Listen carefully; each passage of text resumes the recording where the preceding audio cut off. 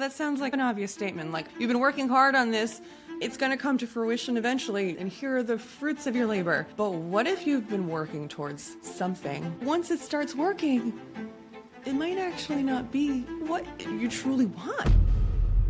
Welcome to the Arguably Frail Women podcast. My name is Dr. Thomai, and today I'm going to be talking about when it actually starts working. A lot of people don't talk about that part. And you'd think, like, why is that even a topic? Why is that even an issue? When things start working, you might end up realizing it might not be the life you've dreamed of. It might not be the intentions you had, the goals you had. It might not be in alignment with a true intentional self. A lot of people are like, I want to change this about my life. Or I've been working on this for 10 years, 5 years, 2 years. There's a sunk cost fallacy to this. I've spent too much time doing this. What will people think? What will my family think? What will my social media following think? What will they think? What will everyone else think but me, basically? When we look to make big shifts in our lives, we need to become the person capable of holding that shift.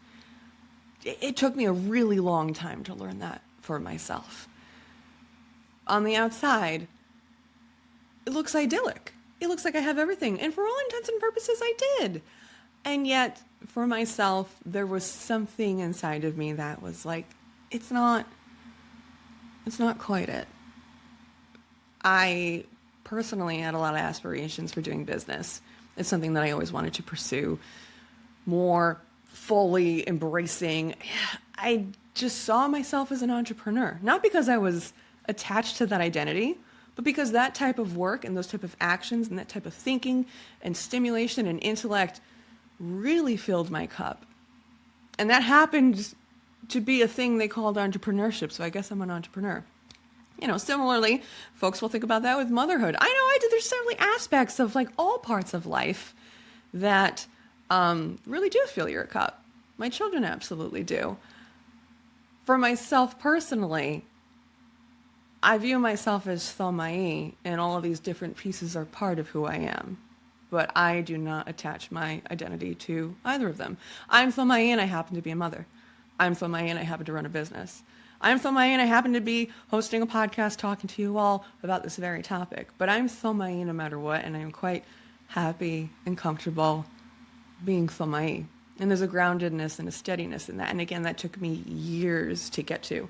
So, looking at my notes, there is, again, this moment that no one warns you about. It's not the beginning. People say it's always the hardest to start, and I'd argue no, it's not.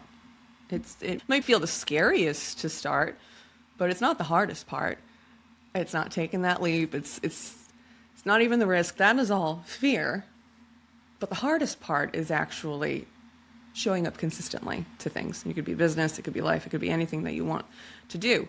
And just because you're not showing up consistently doesn't necessarily mean you're bad. It just might be an indication that there's something going on inside of you that is resisting the idea of showing up consistently.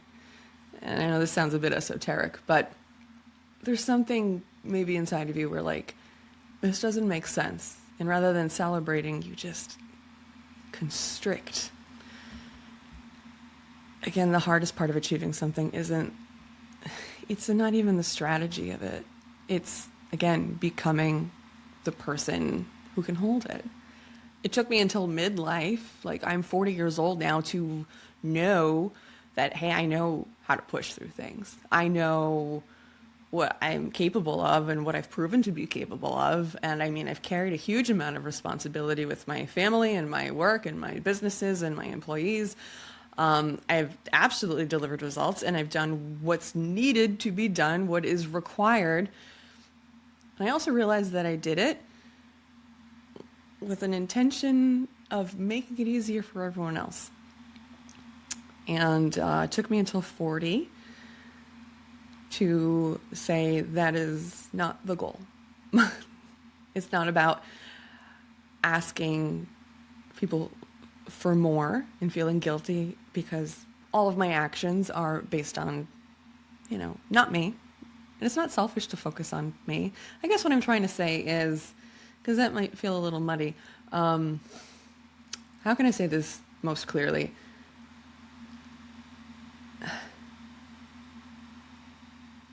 Throughout our lives, particularly as women, particularly for me, I did a lot of things not entirely for myself. And that in and of itself isn't a bad thing, but it ruled over a lot of my decision making. I was constantly thinking, would this make so-and-so happy? Would this make this group of people happy? These people that are close to me happy? Would this be accepted by them? Because deep down inside, being accepted by the group that you've learned to find safety in, I kind of feel like there's this really deep, primitive feeling to it that's kind of ingrained in us and ingrained in our wiring. And so, to that effect, we are wired to survive. We're not wired to thrive. Because sometimes thriving means disregarding what your body considers safe. And that might sound reckless, but it's not when taken into a healthy, self-development, reflective concept. This phase, this stage of work isn't about asking for more. It's not saying, I need more of that. It's actually saying, I need less of what I don't need.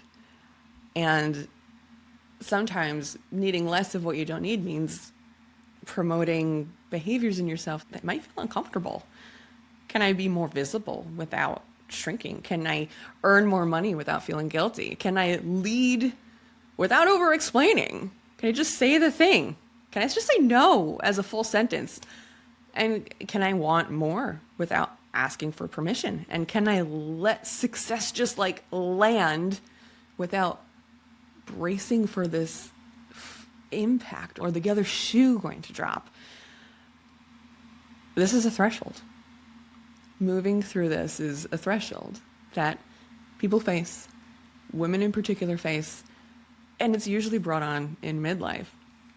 Crossing it often means releasing identities that once kept you safe, like the good girl or the reliable one or like the behind the scenes stabilizer.